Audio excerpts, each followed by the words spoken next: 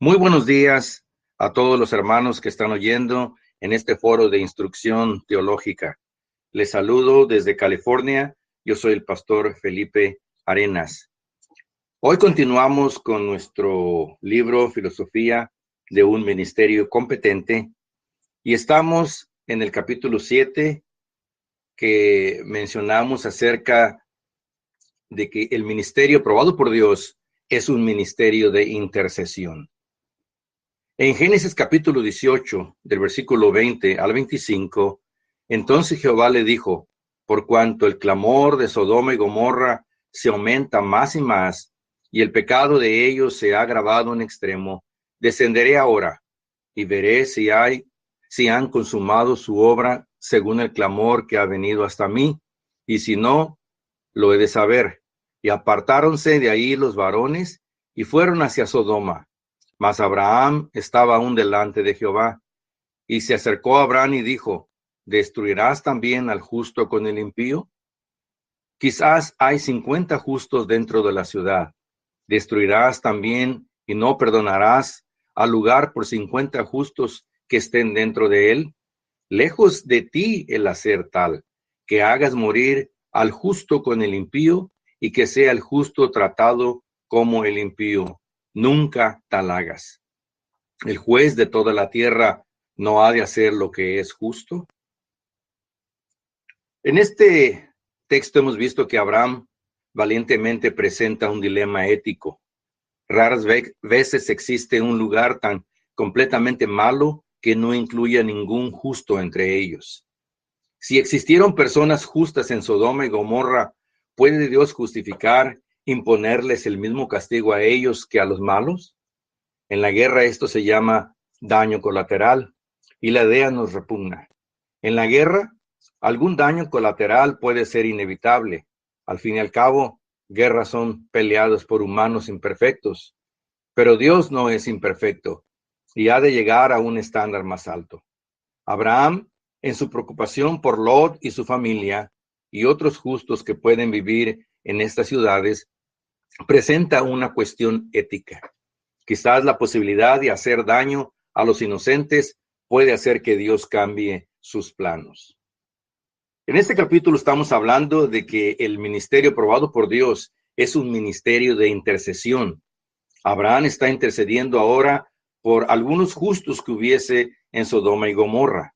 La primera el primer punto que vamos a hablar de este capítulo es, no podemos probar a Dios para saber cuán misericordioso es Él. Una vez más lo repito, no podemos probar a Dios para saber cuán misericordioso es Él. Sodoma y Gomorra estaban al borde de un juicio divino. Su pecado había llegado hasta la presencia de Dios. Dios no puede tolerar el pecado del hombre. Los ángeles llegan a ejecutar juicio de Dios y solo la familia de Lot, y solo la familia de Lot es la única que son sacados para no ser consumidos. Abraham entra en acción en una plática con Dios, pues cree que no debería ser destruida la ciudad por parte del Señor. Dios nos ha llamado a predicar su misericordia al perdido. Dios nos ha llamado a predicar juicio de Dios al hombre. Abraham quería probar qué tan misericordioso era Dios al cuestionarlo sobre el juicio venidero.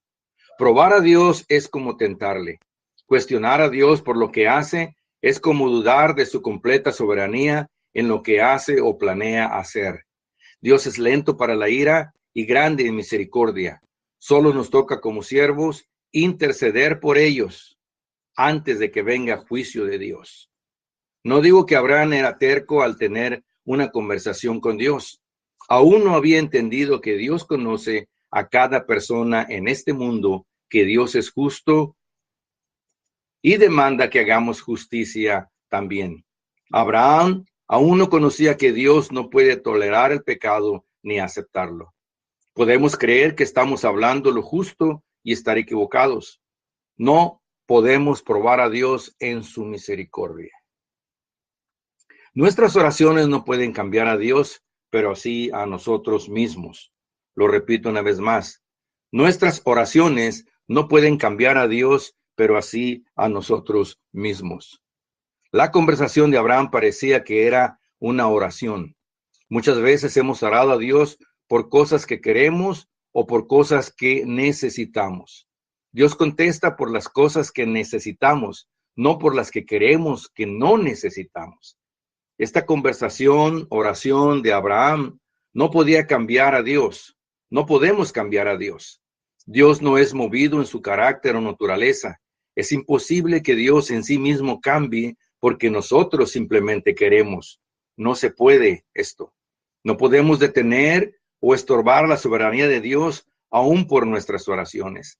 Podemos hallar gracia delante de Dios para que ese juicio se pueda parar, siempre y cuando esté basado sobre su misericordia y no sobre la miseria humana.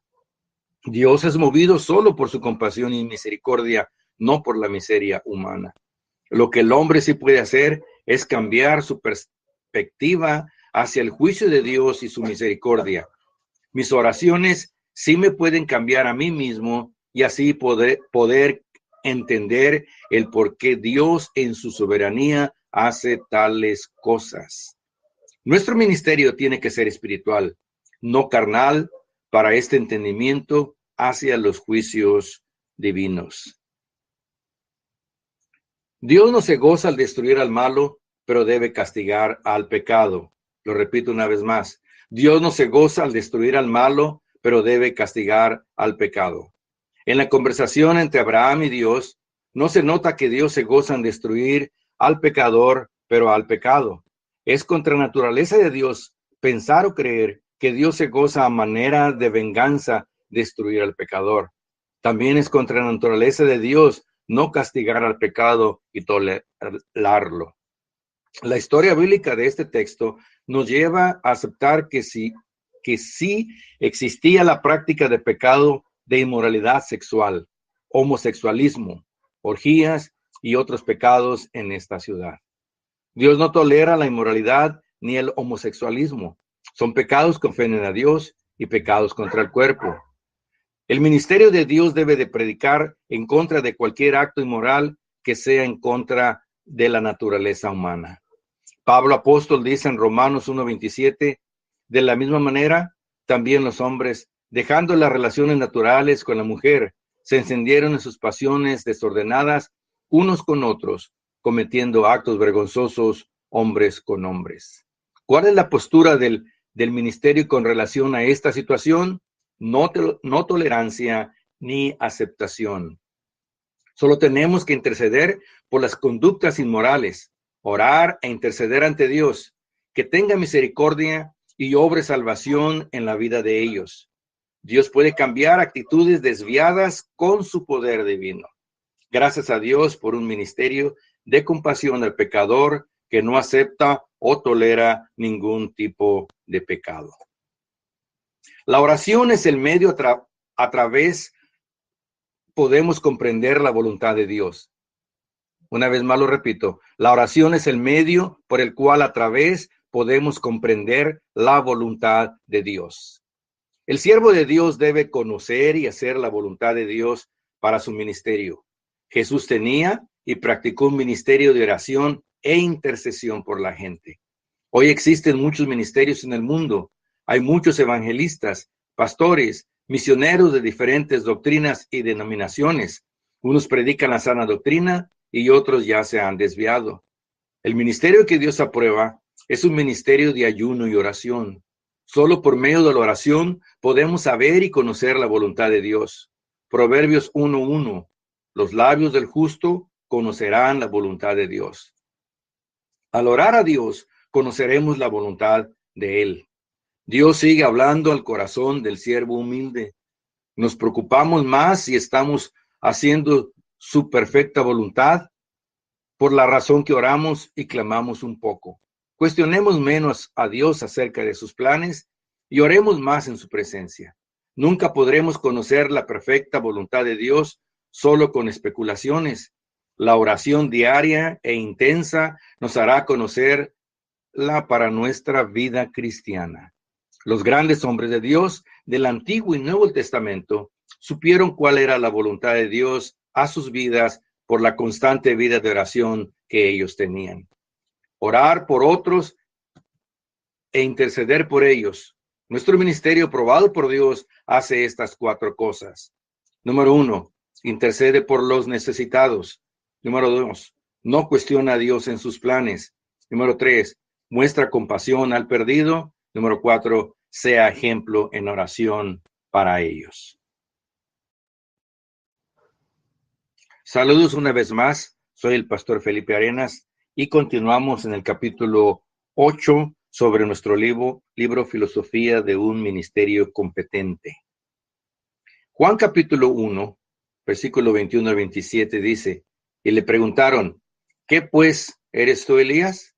Dijo, no soy.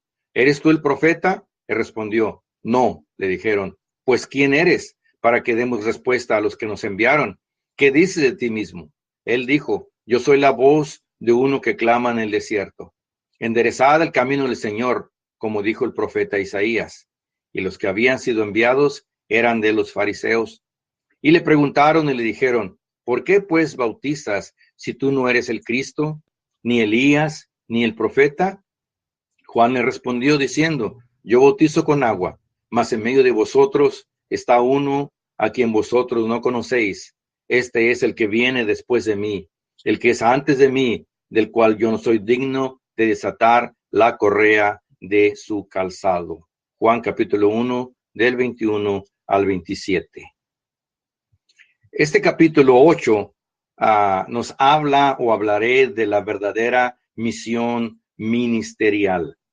La verdadera misión ministerial. Hay una confusión acerca de cuál es la verdadera misión del ministerio, pero según este texto que hemos leído y lo que vamos a comentar es muy diferente al pensamiento quizás de algunos que tengan una doctrina muy equivocada a la bíblica. ¿Tú quién eres?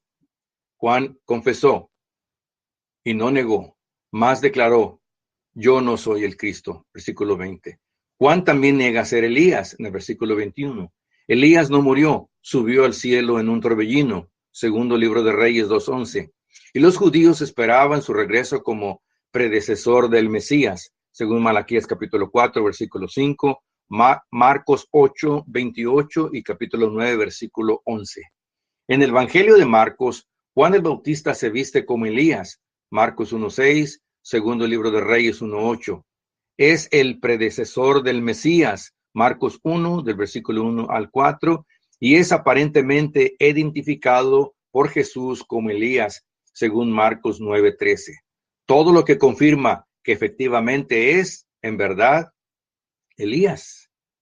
Juan también niega ser el profeta prometido por Moisés en Deuteronomio 18, versículo 15 hasta el 18. En este evangelio se identifica a Jesús como el profeta, aunque esa identificación es menos que totalmente autoritativa. Finalmente, pasamos a lo que Juan no es y vamos a lo que sí es. Él dice, yo soy la voz del que clama en el desierto. Enderezad el camino del Señor, como dijo Isaías profeta. Una vez más, Juan dice lo que no es. No es digno de desatar la correa del zapato, una tarea insignificante que solamente se requería de los esclavos, probablemente solo de esclavos gentiles. Juan está diciendo que el grado de diferencia entre él y quien ya está en medio de ellos es más grande que el que está entre un maestro y el esclavo más bajo. Este es el segundo interrogatorio de Juan, esta vez por los fariseos.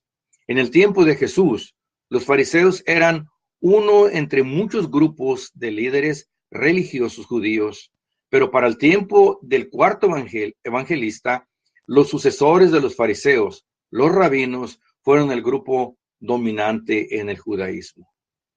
El ministerio de Juan Bautista fue un ministerio aprobado por Dios y competente. Juan Bautista ministra un poco de tiempo, pues no se dice mucho de él antes de entrar en acción en el río Jordán. Pero su ministerio fue efectivo por varias razones. Su misión consistía en preparar el camino para la venida del Mesías, aparejar el camino para la venida del Mesías y predicar arrepentimiento de pecado, por tal razón que su vida corría el peligro de morir al decirle a Herodes de su vida de pecado y adulterio. Dios no garantiza una vida segura ni fácil a los que sirven en su obra. Lo repito una vez más. Dios no garantiza una vida segura ni fácil a los que le sirven en su obra. El ministerio es un trabajo que se sufre estrés y sufrimiento emocional por la misma razón que Juan Bautista. El siervo de Dios sufre el riesgo de ser maltratado y amenazado por decir y predicar en contra del pecado. Hebreos capítulo 11, versículos 36 y 37. Otros experimentaron vituperios y azotes, y a más de esto, prisiones y cárceles. Otros fueron apedreados, otros cortados en piezas, otros muertos a cuchillo. Juan el Bautista experimentó esto mucho antes de Hebreos capítulo 11. Somos llamados no a vivir una vida cómoda. Somos llamados no a vivir una vida cómoda, una vida segura, una vida de paz o sin persecución. Pablo se menciona a sí mismo como corriendo de aquí para allá, en angustias, tormentos, etc. En mi otro libro, La lógica del sufrimiento ministerial, escribo de algunos siervos de Dios que su vida no fue fácil. Sufrieron enfermedades y fueron hasta abandonados por sus familias por predicar el evangelio. Menciono que el ministerio no es causa de enriquecimiento, sino al contrario, llega a haber escasez y falta de recursos económicos en ciertas ocasiones. Dios no garantiza una vida segura a sus siervos. Dios no garantiza una vida fácil a sus siervos. Nosotros sabemos que somos contados como ovejas que son llevadas al matadero, pero a pesar de todo y todos, Dios también tiene una promesa para el ministerio. Yo estaré con vosotros todos los días hasta el fin del mundo. Mateo 28, 20. A pesar que la vida ministerial no es segura en cuanto a ser maltratados por el hombre perverso, día a día se hacen nuevas entregas para enrolarse en las filas ministeriales. Dios todavía sigue llamando a hombres y estos están respondiendo a este llamado a un ministerio competente. Cumplir con los deseos de Dios es la inversión más grande que se hace en la vida. Lo repito una vez más. Cumplir con los deseos de Dios es la inversión más grande que se hace en la vida. Cuando Dios hace un llamado al ministerio, el saber lo que está haciendo. Él sabe lo que está haciendo. Cuando Dios llama a alguien al ministerio, la persona sabe que Dios lo está llamando. En el ministerio aprobado por Dios, no existe la duda a este llamado. No existe una preocupación de equivocar. Hay fuertes evidencias de ese llamado. La gente y la iglesia dan testimonio que Dios está extendiendo llamado a ese joven o varón adulto. El responder y dejar otras ocupaciones por el trabajo ministerial, para algunos puede ser una locura o una emoción por la popularidad del evangelista o el pastor. Para Dios es algo muy serio. Y el deseo de cumplir con este llamado es la inversión más grande que un individuo puede hacer. Es un trabajo especial. Es el único trabajo en el cual Dios es quien dirige los más mínimos detalles de esta misión. Es un trabajo digno de ser aceptado por el hombre. Defender la verdad es más importante que la vida misma. Otra vez lo repito. Defender la verdad es más importante que la vida misma. El defender la verdad bíblica se requiere de mucho valor. El defender la verdad bíblica ante el mundo es digno de admiración. Juan Bautista era uno de esos de mucho valor. Hoy en día muchos ministerios no quieren defender la verdadera doctrina porque ellos mismos no saben la verdadera doctrina. Dan excusa que Dios se encargará de los falsos maestros y de los falsos profetas. No quieren ser apologistas. En el tiempo de Elías había más falsos profetas que verdaderos. Hoy existen tantos que pregonan una verdad a medias. Otros niegan la Trinidad y algunos hablan de prosperidad económica. Otros predican la elección y predestinación y algunos ya son ecuménicos y dominionistas. El ministerio que es aprobado por Dios sí defiende la verdad, la verdadera doctrina y ataca a la mentira y el error. Si tienes el llamado de Dios, sé un Juan Bautista que no tiene temor a reprender el adulterio y exhorta a vivir lejos de esta práctica pecaminosa. Necesitamos hoy en día, más bien Dios necesita varones que tengan el valor de Juan y Elías de defender la sana doctrina, aunque con esto peligre su propia vida. Defender la verdad es más importante para un siervo. Pregúntenle a Juan el Bautista, a Pedro y a otros, que la vida misma. Defender la verdad es más importante para un siervo que la vida misma. Un día, nuestra propia conciencia, por medio de la convicción del Espíritu Santo, nos hará ver que ser espectadores de los ministros del error, sin hacer o decir nada, es tanto como participar o estar de acuerdo a sus enseñanzas. Dios, ayúdanos a defender con nuestra propia vida la sana doctrina como lo hicieron aquellos antiguos siervos tuyos. Dios nos ha dado un propósito para vivir y podemos confiar que Él nos guiará. Lo repito otra vez. Dios nos ha dado un propósito para vivir y podemos confiar que Él nos guiará. Estamos en un ministerio de Dios porque Dios nos ha llamado. Fuimos elegidos desde el vientre de nuestra madre para ser portadores de este evangelio. Dios ha provisto y nos ha dado herramientas para esta misión. Las armas de nuestra milicia no son carnales, pues no luchas contra carne y sangre, pero con poderes demoníacos. Tenemos varias armas para anunciar las grandezas de aquel que nos llamó. 1. El poder de la misma palabra de Dios, que es como una espada de dos filos. 2. El poder del nombre de Jesús, que destruye a toda potestad en la tierra y abajo de la tierra. Y 3. El poder de Dios, que es el Espíritu Santo, el cual hace convicción de pecado a toda persona. No estamos solos. Pastor, usted que me está oyendo, usted no está solo. Tenemos un propósito en nuestra vida que tenemos que cumplir hasta el fin de nuestra vida.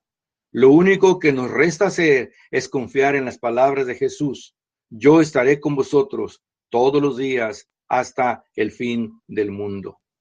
Estamos conscientes de este llamado y del propósito de Dios para llevarlo a cabo, que su nombre sea glorificado y que las almas sean salvas para Jesucristo. Porque no nos predicamos a nosotros mismos, debe ser nuestro lema. No a nosotros, sino a tu nombre da la gloria, debe ser nuestro estilo de vida ministerial. Cumplamos con nuestro ministerio que Dios nos ha dado. Saludos, hermanos de Instrucción Teológica. Una vez más soy el pastor Felipe Arenas y continuamos en el capítulo 9 de nuestro libro Filosofía de un Ministerio Competente. El capítulo 9 nos habla de un ministerio sin limitaciones. Y vino el ángel de Jehová y se sentó debajo de la encina que está en Ofra, la cual era de Josías Ebiserrecita, y su hijo Gedeón estaba sacudiendo el trigo en el lagar para esconderlo de los madianitas. Y el ángel de Jehová se le apareció y le dijo: Jehová está contigo, varón esforzado y valiente. Y Gedeón le respondió: Señor mío, si Jehová está con nosotros, ¿por qué nos ha sobrevenido todo esto? ¿Y dónde están todas sus maravillas que nuestros padres nos han contado, diciendo: ¿no nos sacó Jehová de Egipto? Y ahora Jehová nos ha desamparado y nos ha entregado en mano de los madianitas. Y mirándole Jehová le dijo: Ve con esta tu fuerza y salvarás a Israel de tu mano, de la mano de los madianitas. ¿No te envío yo? Entonces le respondió: Señor mío, ¿con qué salvaré yo a Israel? He aquí que mi familia es pobre en Manasés y yo el menor en la casa de mi padre. Jueces capítulo 6, versículo de 12 al 15. Un ministerio sin limitaciones. El ministerio es un llamado de Dios que no debe tener excusas para servir. Pese a algunas personas sin preparación intelectual, algunas sin facilidad de palabra y otros ya grandes de edad como Abraham. Moisés tenía excusas porque no era bueno para hablar. En este texto encontramos a Gedeón, que se excusaba que era el menor de su familia y que también era pobre. Cuando decidimos desobedecer y rechazar a Dios, vendrán calamidades. Una vez más lo repito, cuando decidimos desobedecer y rechazar a Dios, vendrán calamidades. Desobediencia es un pecado que molesta a Dios. Desobedecer a Dios en un mandato, una orden que nos ha dado, puede traer consecuencias a nuestra vida o nuestro ministerio. Israel continuamente pecaba y desobedecía a Dios. En una ocasión Israel pecó y se rebeló contra Dios y 23,000 perecieron. En este texto, Israel otra vez había pecado y fueron entregados por Dios en manos de los madianitas. El pecado y lo malo siempre tienen consecuencias. Es muerte o enfermedades. Toda cosecha de frutos era destruida por los madianitas, también las ovejas, los bueyes, los asnos. Los dejaban casi sin comer. Israel era empobrecido por el enemigo por causa de su pecado. El siervo de Dios que es llamado a predicar la palabra debe obedecer plenamente a Dios desde el inicio de su llamado. No podemos, al igual que Israel, pecar y luego sufrir las consecuencias y luego volver a clamar por misericordia. El pecado, quien quiera que lo cometa, puede ser perdonado por Dios, pero si deja una estela de calamidad, pobreza, miseria y enfermedades, porque la paga del pecado es la muerte. Somos llamados a obedecer y no a rechazar el plan de Dios de vida. Al pasar por alto nuestras responsabilidades, culpamos a Dios y a otros de nuestros problemas.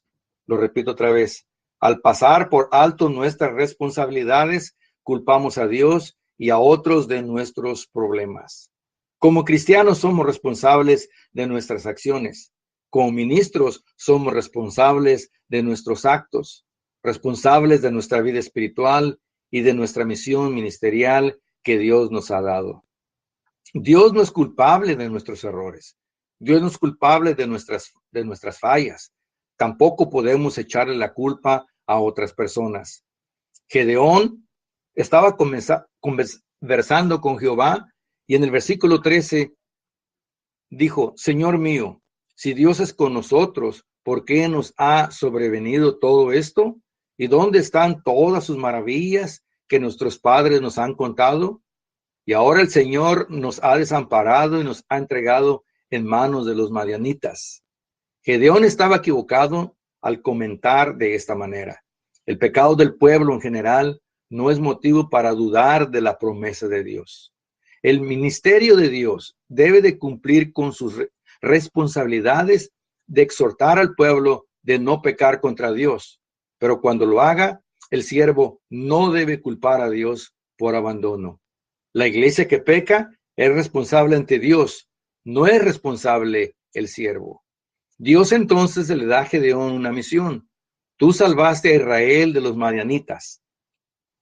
Tú salvarás a Israel de los madianitas. Gedeón está recibiendo una encomienda, una misión de Dios. Ahora él era el responsable, tal cual pastor de una grande o pequeña iglesia.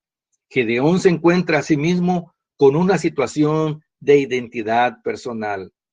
Gedeón ahora sabe, como un pastor de iglesia, que cada uno dará cuenta a Dios de nuestras responsabilidades, fuerza y debilidad para esta misión que tiene que cumplir. Al recordarle a Dios nuestras limitaciones, implica que Dios cometió un error en usted. Escuche una vez más. Al recordarle a Dios nuestras limitaciones, implica que Dios entonces cometió un error con usted. Recordarle es como si Dios no evalúa mi carácter. Es como decirle a Dios que si no sabe de mis defectos y debilidades y limitaciones personales o físicas. Gedeón contesta en el versículo 15, ahora pues, Señor mío, aunque tenga que salvar a Israel, ¿con qué lo voy a salvar?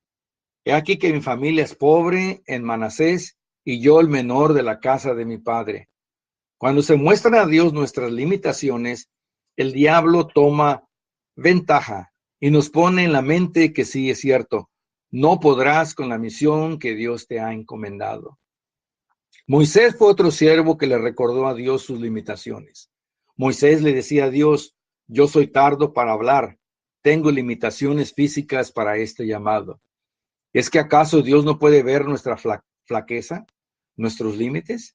Si hay algo que Dios conoce es eso, nuestras flaquezas, nuestras limitaciones físicas, nuestra ignorancia, nuestra falta de preparación académica, etc. Jesús supo de la ignorancia del pescador, Cefas llamado Pedro. Jesús sabía que eran pescadores incultos, sin grados académicos, pero ninguno de ellos le recordaron a Jesús sus límites. Dios no se ha equivocado al llamar a un ministerio competente y aprobado por Él. No debemos recordarle a Dios lo que Él ya sabe de nosotros. Es como decirle, te estás equivocando al llamarme a este ministerio. Dios nunca se equivoca al llamarnos, a pesar que Él sí sabe de nuestra situación y condición. Lo único que tenemos que decir es, siervo inútil soy, Señor. Pero en este llamado no tenemos limitaciones. No desperdicie su tiempo dando excusas, aprovéchelo haciendo lo que Dios quiere. Escuche una vez más. No desperdicie su tiempo dando excusas, aprovéchelo haciendo lo que Dios quiere. Gedeón dio sus excusas a Dios. Dios escuchó sus excusas.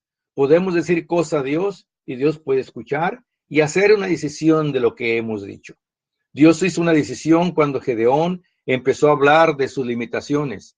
Dios decidió que estaría con Gedeón e iba a herir a los madianitas como a un solo hombre. Pasamos mucho tiempo solo dando y haciendo excusas en muchas cosas.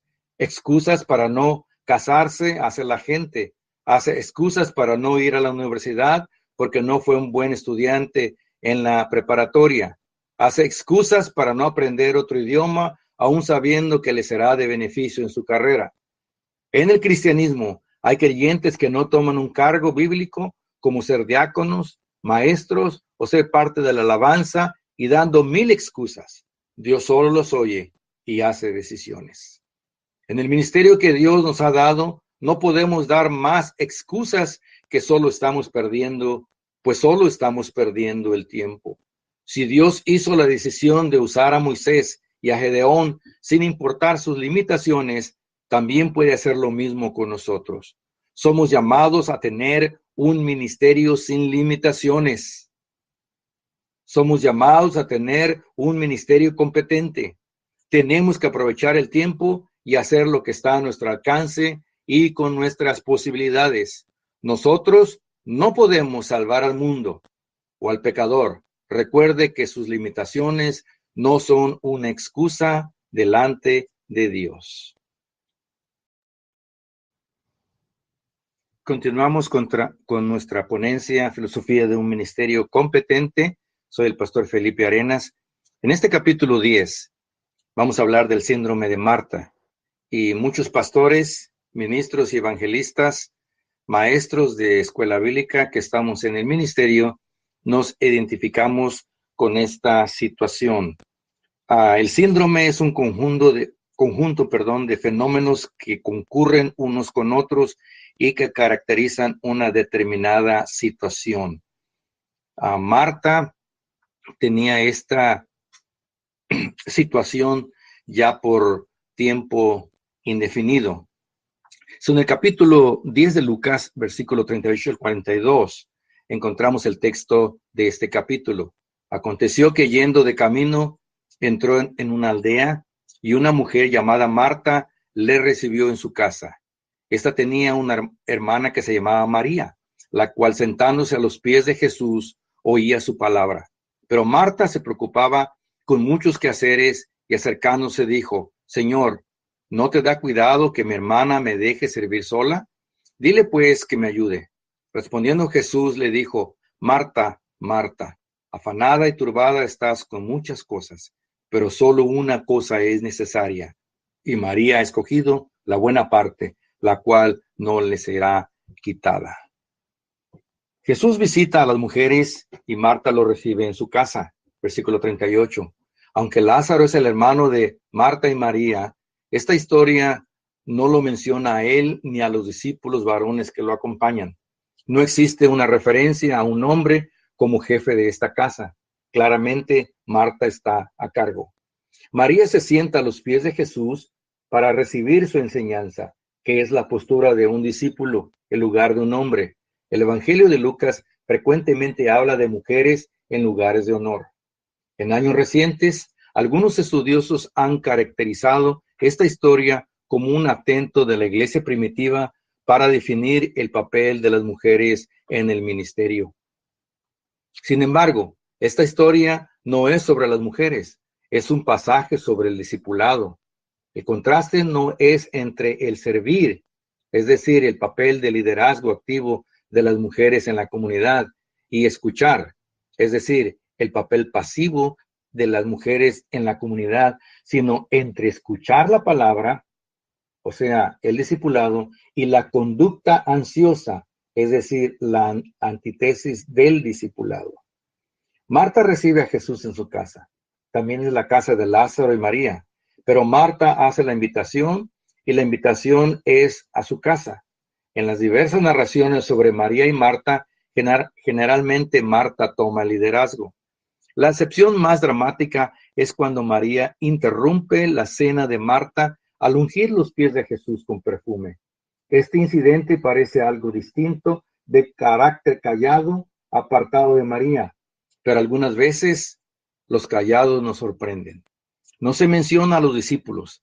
Esto se puede deber a que las cosas pequeñas, esto se puede deber a que las cosas son pequeñas y Marta solamente puede recibir un grupo pequeño dentro de la casa. Lo más seguro es que presenta la forma en que Lucas arroja luz sobre Marta, María y Jesús. Poner a todos los demás en escena solamente nos distraería. Es mejor poner atención a Jesús que hacer algo por él. Lo repito una vez más. Es mejor poner atención a Jesús que hacer algo por él. A Marta le preocupaban los detalles. Le gustaba servir, hacer cosas bien. Le era difícil descansar y disfrutar de sus invitados. Marta nunca dejaba de servir. En cambio, su hermana María hacía algo muy diferente. Cada vez que Jesús hablaba o enseñaba, hablaba palabras de vida, de fortaleza, de ánimo a la gente. No podemos hacer nada en el ministerio si no primero escuchamos a Jesús. Nuestra fuente de inspiración y de enseñanza viene solo de lo que escuchamos de Jesús. Lo que hacemos por Jesús no toma prioridad si no se escucha primeramente lo que Él dice. María asume liderazgo aquí, mientras que Marta se afana con muchas tareas, un papel tradicional femenino. María se sienta a los pies del Señor y recibe su enseñanza, un papel tradicional masculino. María escucha lo que Jesús dice. Las palabras que Jesús pronuncia, en todo otro lugar se dice que es la palabra de Dios. Y aquí su palabra se debe ver bajo esta luz. Nada menos que la visita de Dios se está llevando a cabo aquí en esta casa. Capítulo 7, versículo 16 y capítulo 19, versículo 41 y 44. Es verdad que tenemos mucho que hacer en la obra de Dios. Estamos tan ocupados atendiendo a las necesidades, visitando a los pobres, hacer campañas, asistir a los congresos y atender y predicar a la iglesia 2 o 3 veces por semana, que hemos olvidado algo tan importante o más que todo esto: estar quietos a los pies de Jesús y escucharlo, besar sus pies con nuestras lágrimas, dejar que Él pase su mano sobre nuestra cabeza y nos dé palabra de fortaleza. Yo creo que es mejor poner atención a Jesús que aún hacer algo por la obra de Dios.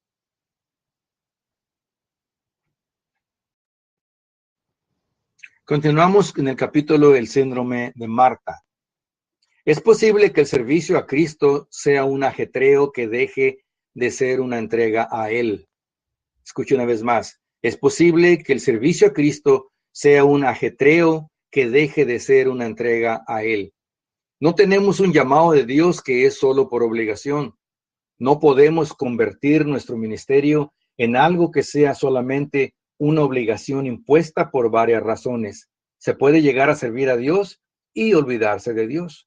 Marta hace lo que la gente espera de ella, cumple su deber, prepara la comida, ofrece hospitalidad. El resentimiento de Marta va más allá de meramente tener mucho trabajo que hacer. Aquí podemos ver dos cosas muy interesantes que pueden ser agravantes para el ministerio aprobado por Dios. Número 1, estar ocupados tanto en el ministerio como un ajetreo. Número 2, sentir resentimiento por siervos en su presencia. Dios nos ha llamado a un ministerio no de equivocación, pero de servicio. Y este servicio no debe tener la prioridad del síndrome de Marta. Otro punto interesante en Marta concerniente a la sierva María.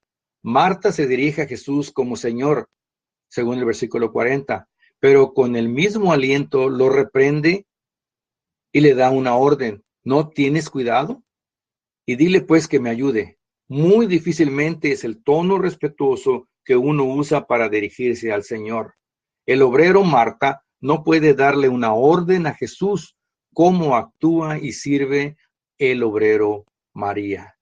Definitivamente no podemos servir y estar activo en la obra de Dios sin tener una muy personal relación diaria a los pies de Jesús.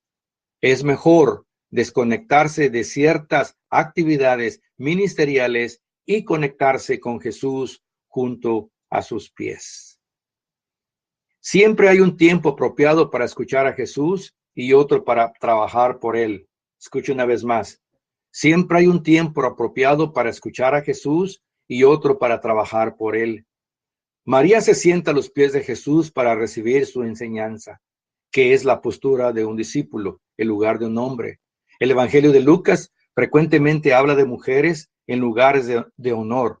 La adoración empieza callando y escuchando. La mejor manera de escuchar a Jesús es estar a sus pies callado y adorando a Jesús. Después de escuchar, hay tiempo para adorar como María en actitud respetuosa. Y esta tenía una hermana que se llamaba María, la cual sentándose a los pies de Jesús, oía su palabra. En este texto de Lucas hay un contraste deliberado entre Marta que le dice a Jesús lo que debe de decir y María que escucha lo que Jesús quiere decir.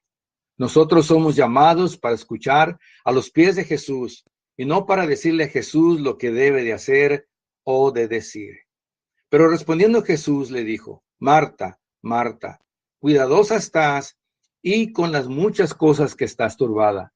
Pero una cosa es necesaria y María escogió la buena parte. En el griego se dice agaten. En el griego se dice agaten mérida, buena parte, la cual no será quitada. La buena parte que Jesús se refiere que María hacía y que nunca le será quitada es la prioridad del ministerio, es la adoración a Jesús ante sus pies. Nunca será quitada esta actitud. Muchas cosas, o una cosa, versículo 41 y 42. Jesús contrasta la distracción de Marta, que está haciendo muchas cosas, con la concentración de María, que está haciendo una cosa. La única cosa en la que María está concentrada no es el pan, sino en todo lo que sale de la boca de Dios. Deuteronomio 8:3. Como alguien que está acostumbrado a hacer cosas, me siento mal por Marta. Dejemos de hacer muchas cosas y hagamos una cosa, la cual nunca nos será quitada. Nuestras prioridades pueden ser buenas, pero no siempre son las mejores. Escuche una vez más. Nuestras prioridades pueden ser buenas, pero no siempre son las mejores. Todos tenemos buenas prioridades que parecen ser buenas. Muchos han confundido sus prioridades que son buenas.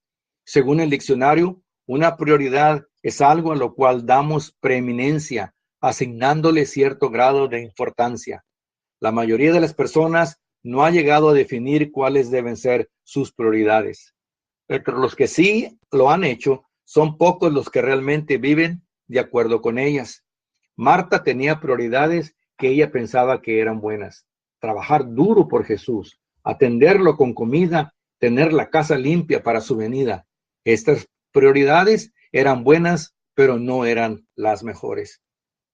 María también tenía sus prioridades. Estar escuchando al maestro a sus pies y adorarle muy calladita.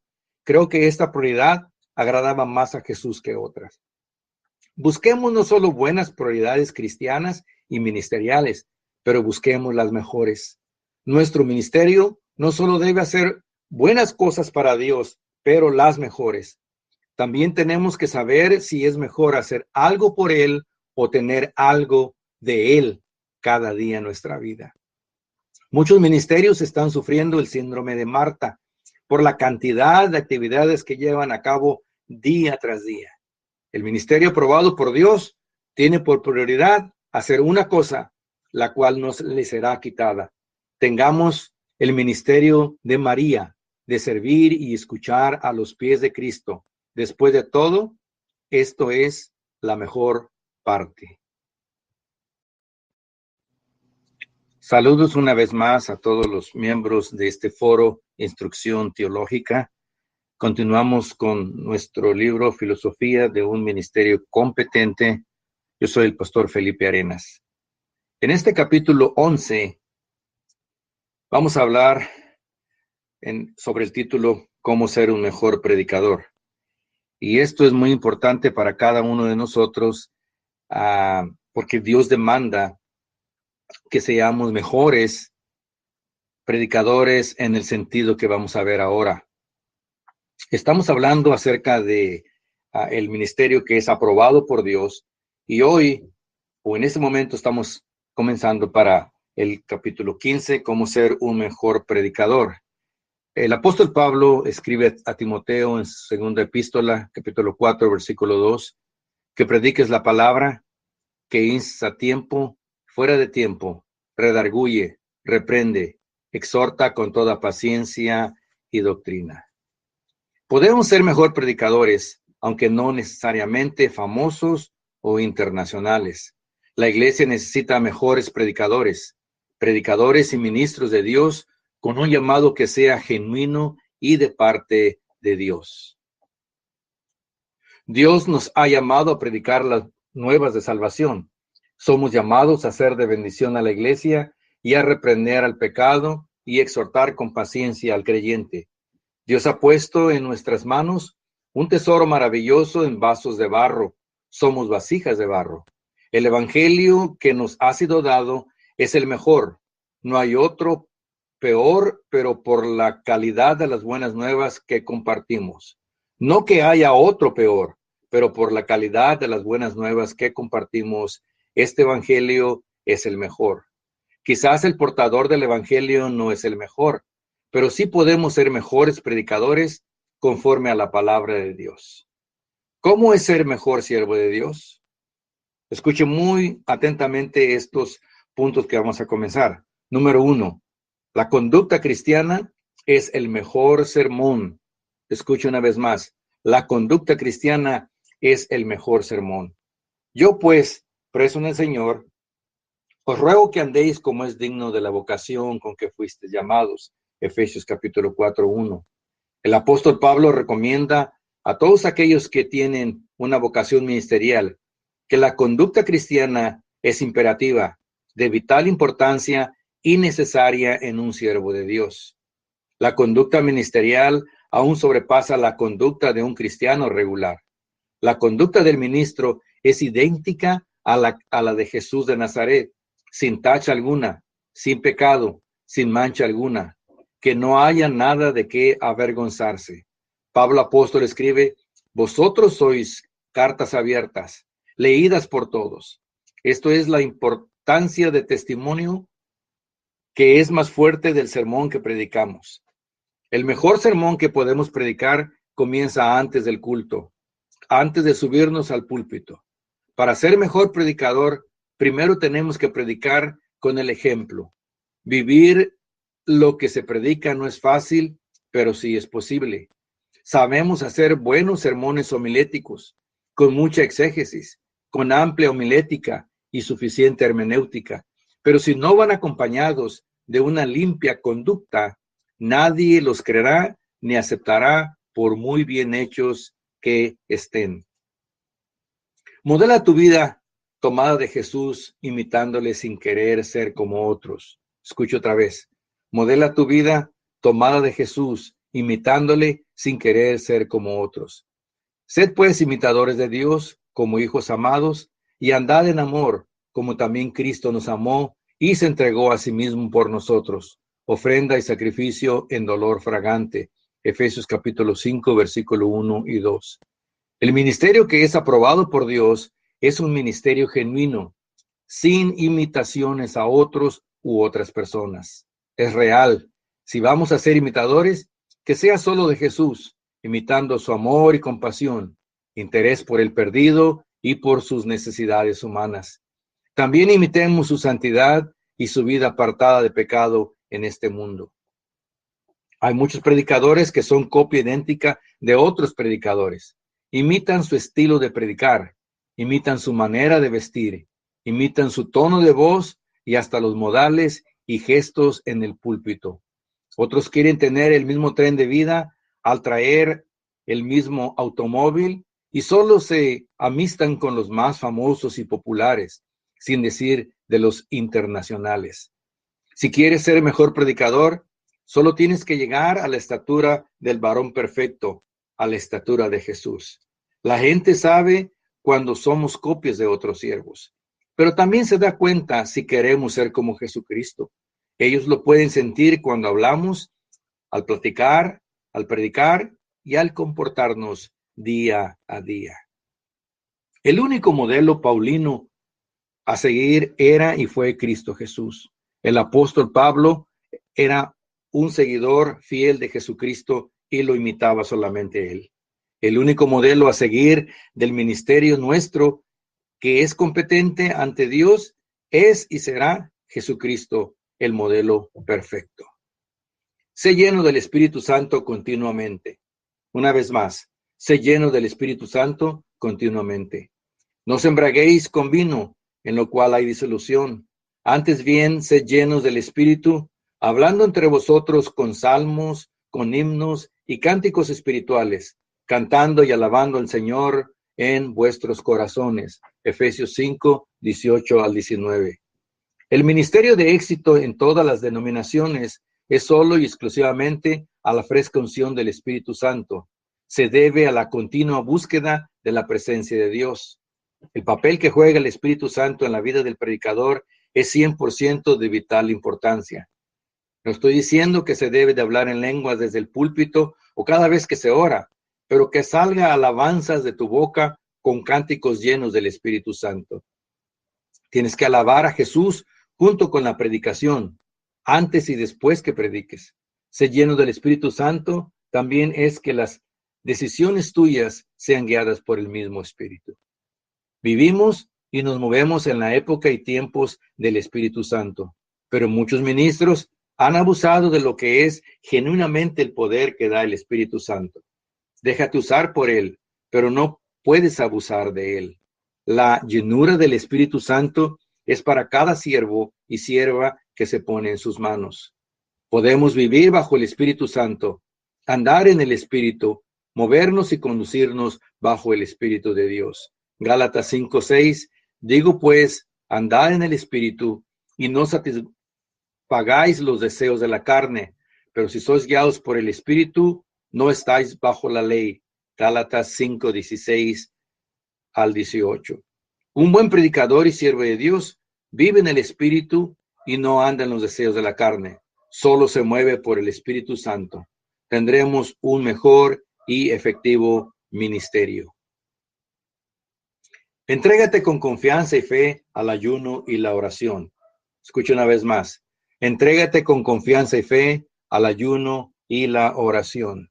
Orando en todo tiempo, con toda oración y súplica en el Espíritu, y velando en ello con toda perseverancia y súplica por todos los santos. Efesios 6:18.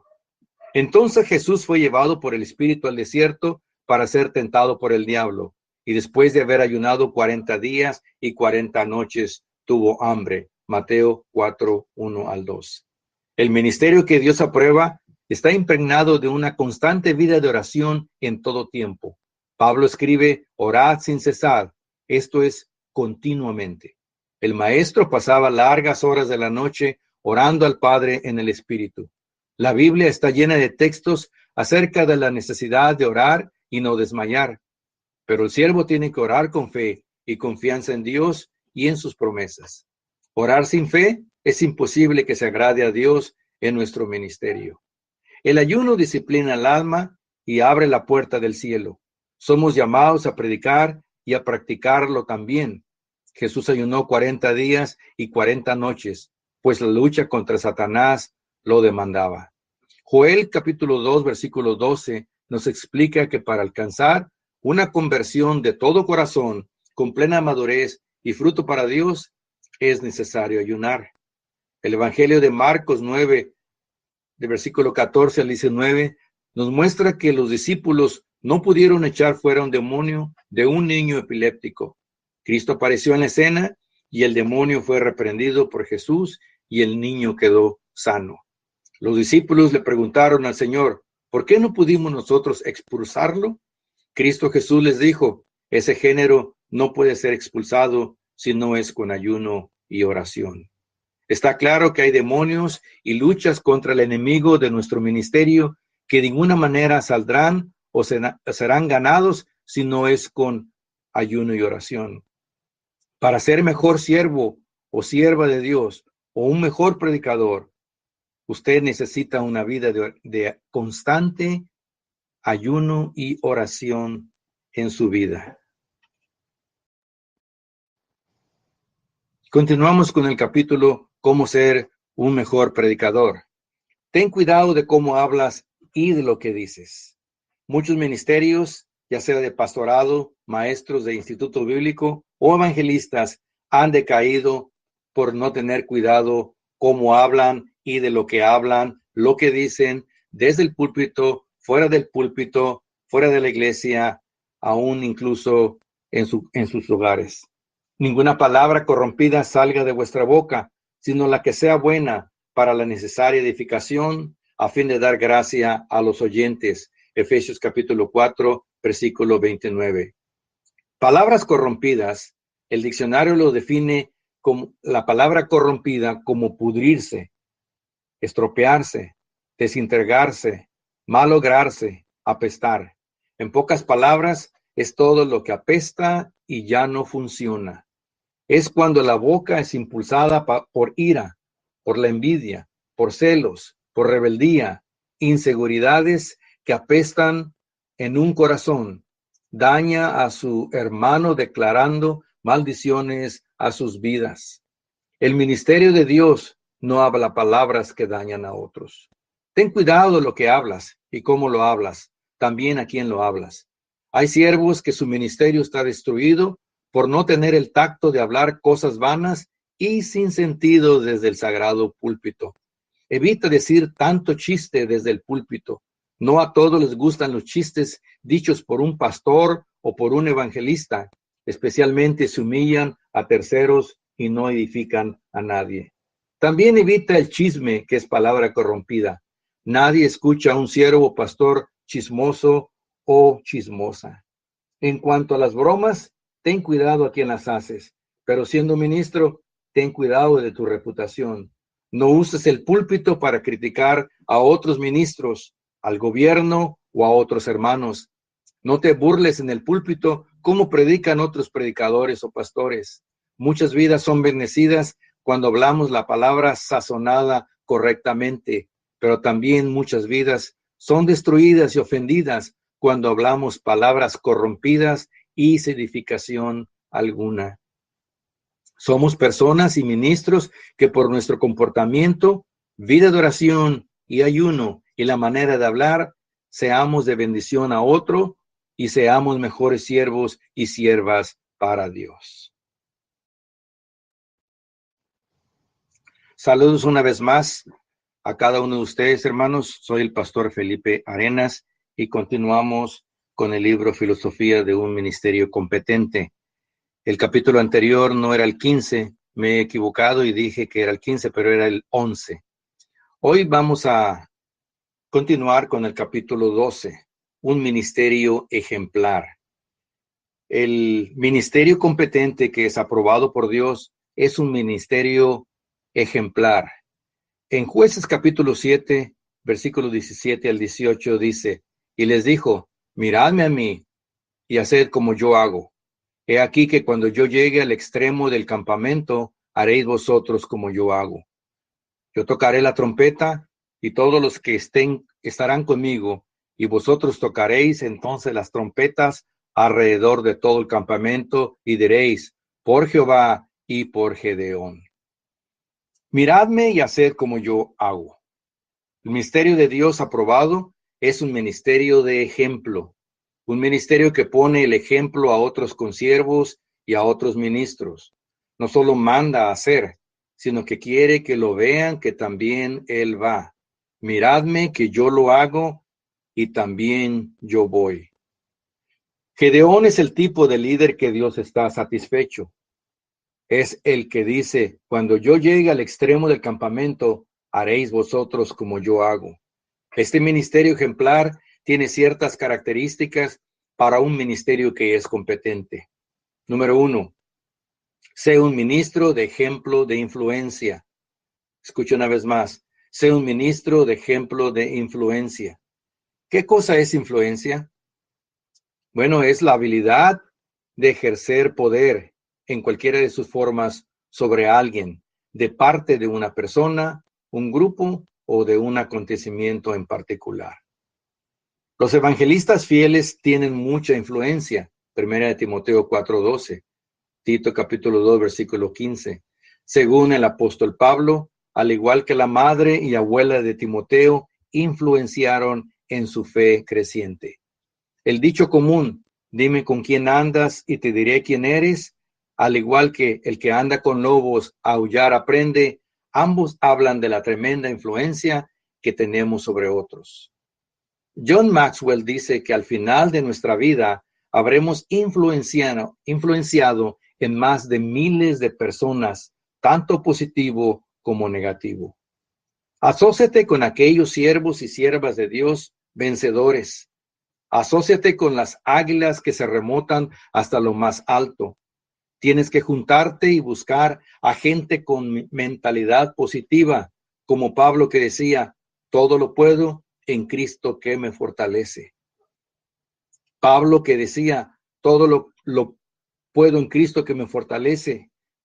Una vez más, recibe buena influencia de gente vencedora, pero también da ejemplo de una mentalidad positiva. Sé ejemplo de poder influenciar a otros que sí se puede vencer al enemigo. Dios busca ministros que puedan ser de influencia poderosa a otros que comienzan en esta ardua labor. Sé un Pablo mentor sobre un Timoteo discípulo. Sobre todas las cosas, sé ejemplo en influencia buena a los que andan contigo todos los días de tu vida. Sé un ministro de ejemplo de inspiración. Escucha muy bien. Sé un ministro de ejemplo en inspiración. Inspirar es causar un sentimiento, una sensación o una idea. Muchos jóvenes son inspirados por otros para llevar a cabo una tarea de ayuda a los más necesitados. Eso es bueno. El ministro tiene que ser el que pueda causar un sentimiento de compasión hacia los más miserables y los pecadores. Que la gente quede inspirada por lo que haces o dices positivamente también es bueno. Haz lo que la gente quiere que hagas. Esto es inspiración. Sé lo que tú quieres que la gente sea de inspiración. Que la gente joven, la gente adulta y otros ministros sean impactados por tu ministerio inspirador. Que quieran lograr las metas que ya tienes y llegar hasta donde has llegado es bueno. Que tu ministerio dé ideas a otros. que tu ministerio cause una sensación de querer tener un ministerio parecido. Esta clase de inspiradores busca a Dios para un ministerio probado y competente. Sea un ministro de ejemplo de posibilidades. ¿Qué es una posibilidad? Circunstancia u ocasión para que una cosa exista, ocurra o pueda realizarse. El siervo de Dios debe ser ejemplo que no exista nada imposible si hay fe, que la palabra imposible no exista en tu vocabulario, que lo imposible se convierta solo en una palabra que pasa a la historia. Sé un ministro que sirve a un Dios de posibilidades. Sé un ministro que inspire con su ejemplo a que sí se puede, a que sí es posible. Tienes que tener visión en tu ministerio. Es tu magisterio bíblico como maestro, evangelista o pastor de la iglesia. Cree en crecimiento numérico, financiero y crecimiento espiritual. Que ellos vean que no existe lo imposible en tu ministerio. Sé un ministro que tenga influencia para lo posible, que puedan creer que se puede llegar a esa meta, a construir ese nuevo templo, añadir más salones al mismo o comprar el bus para transportar gente nueva y otras cosas más. Sí se puede en tu iglesia tener un gran coro de adoración. Sí se puede levantar unas misiones en tu ciudad y en otro lugar. Este es el ministerio que Dios está levantando. Sé un ministro de ejemplos en las cosas pequeñas. Una vez más, sé un ministro de ejemplo en las cosas pequeñas. Somos llamados a hacer grandes cosas para Dios y por Dios. Somos llamados a ser hacedores de milagros poderosos. Pero esto no significa que no podemos ser ejemplo de hacer cosas que hacen todos, las cosas pequeñas a otros. Recuerda que ellos nos quieren imitar en todo. ¿Por qué no imitarlos a ellos? A los que nos escuchan predicar el evangelio. Solamente imagínate lo que sentirían cuando el pastor más grande de la ciudad se pusiera a lavar autos para levantar fondos, o que el evangelista internacional famoso que vive en la casa de junto se pone a jugar con niños que no son cristianos. Aún en los detalles más pequeños podemos ser ejemplos. Limpia tu auto tú mismo. Corta el césped de tu casa tú mismo. Mantente limpio en tu persona, tanto en tu ropa como tu cabello que esté peinable. Pablo apóstol se preocupaba por levantar las ofrendas en las iglesias para ayudar a los pobres en Jerusalén. También con sus manos trabajaba haciendo carpas o tiendas para acampar. Ayuda en las pequeñas cosas, tal como lo hacía Eliseo profeta en su tiempo. Es ahí, en agacharnos para hacer lo que todo mundo hace, que somos ejemplos para otros ministros. No dejes que tu posición ministerial con tu concilio te haga olvidar que puedes hacer las cosas normales y usuales diariamente. Sé un ministro en ejemplo de ideas positivas. Escucha una vez más. Sé un ministro en ejemplo de ideas positivas. El principio de las afirmaciones positivas diarias consiste primero en elegir los propios pensamientos, aquellas declaraciones que definan más nuestros anhelos. Experimento el éxito de existir cada día. Soy fuerte y puedo vencer obstáculos. Cumplo mis metas. Tengo el poder de Dios para triunfar. Tengo confianza en mí mismo. Voy a lograr la vida que deseo. Estoy en paz conmigo y con los demás. Me libero de culpas. Me libero de las experiencias negativas. Limpio mi alma de angustias. El pasado no existe. Vivo en el presente. Construyo mi futuro. ¿Soy valioso o soy valiosa? Soy capaz. Soy libre. No llevo ni rencores ni sentimientos. Mi alma no arrastra odios. Vivo en comunión con el amor y la felicidad. Esto no es precisamente la práctica y aceptación de la metafísica, contrario a la palabra de Dios. Es solo tener ideas que con la ayuda de Dios se puede llevar a cabo. Continuamos con un ministerio de ejemplo. Sé un ministro en ejemplo de intercesión. Una vez más, sé un ministro en ejemplo de intercesión. Abraham experimentó el ministerio de la intercesión por otros que están en necesidad. Interceder es pedir por otros. El ministerio que es aprobado por Dios es un ministerio de intercesión, como lo dijimos en otros capítulos. El ministerio que es aprobado por Dios es un ministerio que constantemente intercede por los de casa y por los que no son cristianos aún. Ya he escrito esto en capítulos anteriores. El mundo necesita intercesores. El mundo y el pueblo cristiano necesitan ministros que den ejemplo de intercesión. Siervo, pastor, ora por la gente con necesidades. Ora por los pastores con siervos. Ora por los líderes eclesiásticos. Ora por tu gobierno. Intercede por tu país. Intercede por los hermanos evangelistas. Intercede por los misioneros para que la palabra fluya libremente. Si crees que hay algo en que nos deben imitar, es en ser unas personas de un ministerio de intercesión. Con mucha frecuencia se confunde el orar con el interceder y la mayoría de las veces nuestra oración es una larga lista de súplica y peticiones para nosotros solamente. Interceder es tomar el lugar del otro, ponerse en su lugar para suplicar o defender su caso, motivado solamente por el amor y la misericordia. Romanos 8:34. Podemos ver entonces que interceder no es pedir a favor de nosotros, sino más bien a favor de otros. Un ministerio de intercesión es la persona que se interpone entre Dios y los que merecen su justa ira o castigo, poniéndose en la brecha por ellos y clamando a Dios por misericordia y perdón. Ezequiel capítulo 22, versículo 30. Este es el ministerio que Dios está buscando. Estos son los pastores y siervos y siervas que debemos ser ejemplo a otros. Podemos ser mejores predicadores, podemos ser mejores pastores cuando tengamos un ministerio de intercesión por las almas que están en nuestra iglesia, que sufren, pero también por las almas que no conocen a Cristo Jesús. Saludos una vez más a todos los miembros de este foro de instrucción teológica.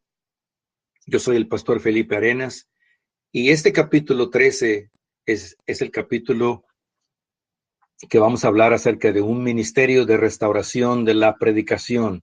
Con este capítulo terminamos nuestro libro y el epílogo lo daré el próximo viernes o el sábado en la mañana.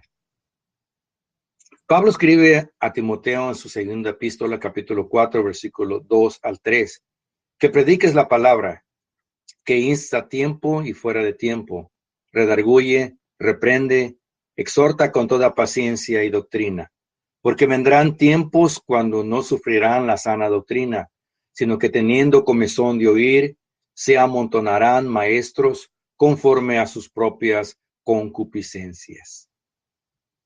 ¿Qué es restauración? Es la reparación de una obra de arte o un objeto antiguo que está dañado o deteriorado.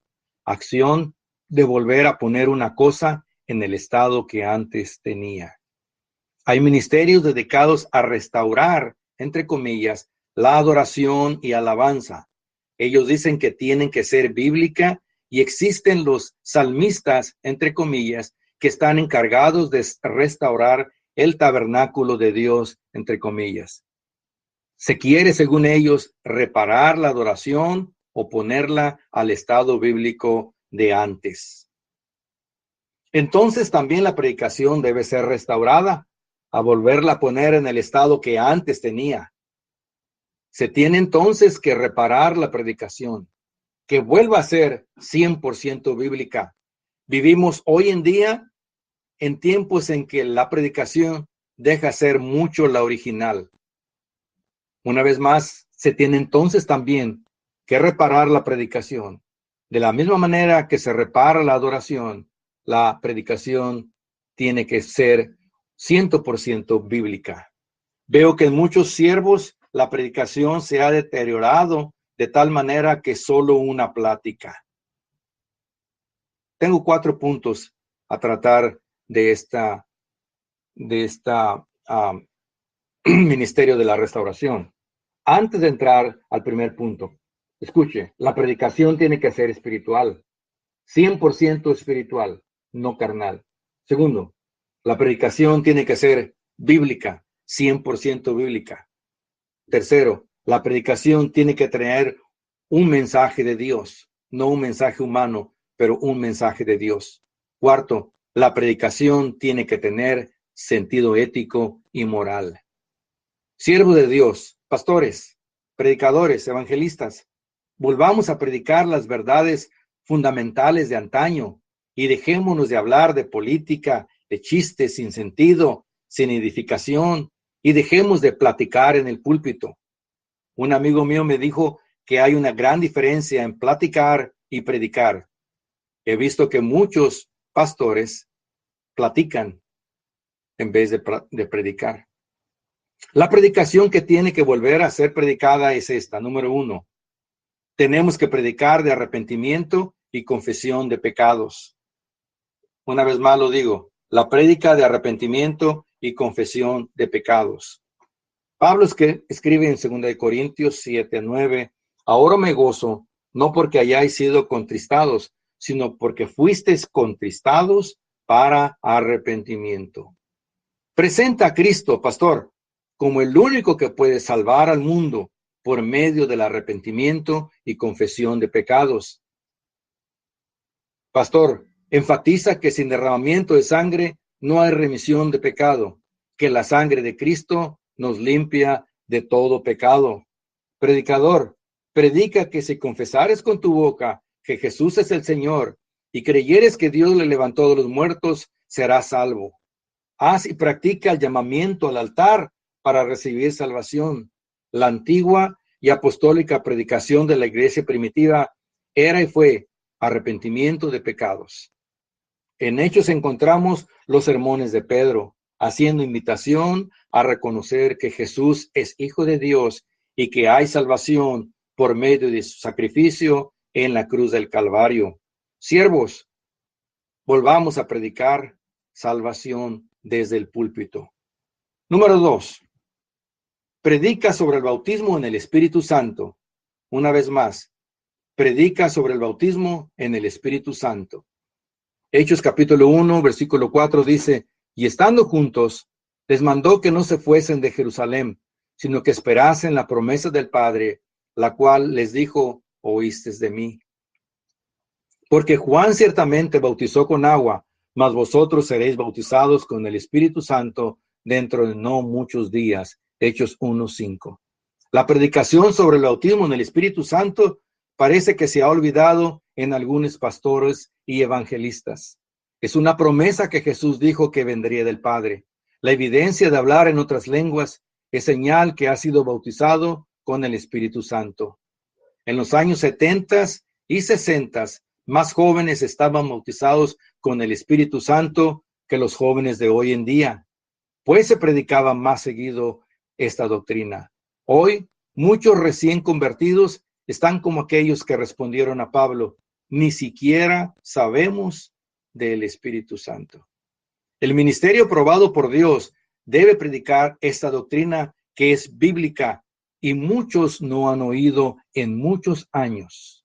El bautismo en el Espíritu Santo es para todo aquel salvo, obediente y que está buscando y esperando esta promesa del Padre. Esta predicación, querido pastor que me estás escuchando, no es opcional. Tiene que ser predicada en nuestros púlpitos. Número 3. Predica sobre la santidad a Jehová. Una vez más, predica sobre la santidad a Jehová. Mas vosotros sois linaje escogido, real sacerdocio, nación santa, pueblo adquirido por Dios. Primera de Pedro 1:9. Pedro escribe que sin santidad nadie verá al Señor. ¿Qué es santidad? Santidad es la naturaleza de Dios.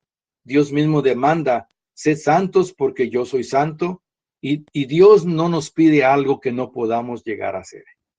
Vivir en santidad es posible para cada cristiano, pues Dios sabe que sí podemos llegar a esa condición espiritual. Santidad es la separación de pecado y de sus actividades. También nos hace referencia a dedicación a algo o consagración completa a Dios. Santidad nos da también la idea de limpieza. El ministerio de Dios predica la doctrina de la santidad. Somos llamados para vivir en santidad, pero también somos llamados para predicar santidad. Ya somos santificados por la palabra, el Espíritu Santo y la sangre de Cristo. Que la iglesia oiga la predicación antigua acerca de la santidad de parte de nosotros, queridos pastores. La santidad incluye un cambio y limpieza de pensamiento y un cambio de hablar y la modestia externa de la persona en su vestimenta. Número 4. Predica acerca del rapto de la iglesia. Escucha muy bien. Predica acerca del rapto de la iglesia. Porque el Señor mismo, con voz de mando, con voz de arcángel y con trompeta de Dios, descenderá del cielo, y los muertos en Cristo resucitarán primero. Luego nosotros, los que vivimos, los que hayamos quedado, seremos arrebatados juntamente con ellos en las nubes para recibir al Señor en el aire, y así estaremos siempre con el Señor. Primera de Tesalonicenses 4, del 15 al 17. Muchos no lo creen y otros se burlan de esta doctrina. Es una promesa de Cristo que Él regresará por su iglesia. Juan capítulo 14, versículo 1. Siervo, pastor, predica que el tiempo de su venida está cerca. Las señales se están cumpliendo. Apostasía, terremotos, pecado, todo eso se está cumpliendo. Esta es la esperanza bienaventurada de los santos. Ya la iglesia está preparándose para sus bodas con el Cordero de Dios. El ministerio que es aprobado por Dios está restaurando la bíblica y antigua predicación del rapto de la iglesia. Tenemos que anunciar que Cristo viene pronto por su iglesia, los redimidos por su sangre. Pastor, vuelve a predicar como antes, que Cristo está a las puertas y su iglesia está preparándose. Maranata, Cristo viene pronto. Este es el ministerio competente, aprobado por Dios.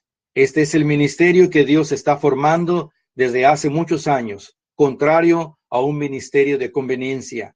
Este ministerio predica la pura palabra de Dios que hemos mencionado. Una vez más lo voy a mencionar. Tenemos que predicar acerca de arrepentimiento y confesión de pecados. Segundo, tenemos que seguir predicando sobre el bautismo en el Espíritu Santo. Tercero, tenemos que seguir predicando sobre la santidad a Jehová. Y cuarto, tenemos que seguir predicando sobre el rapto de la iglesia. Si usted es un joven que comienza en el ministerio, comience a predicar de esta manera. Sea usted uno de los que restauran la predicación bíblica antigua que se ha deteriorado por diversas maneras o diversas formas o por mucha gente. Si quiere ser un ministro competente, aprobado por Dios, predica estas 4 enseñanzas y Dios te va a bendecir de una manera especial porque Dios está buscando un ministerio competente que sea aprobado por Él. Tú puedes ser uno de ellos, joven. Dios te bendiga y te guarde. Gracias.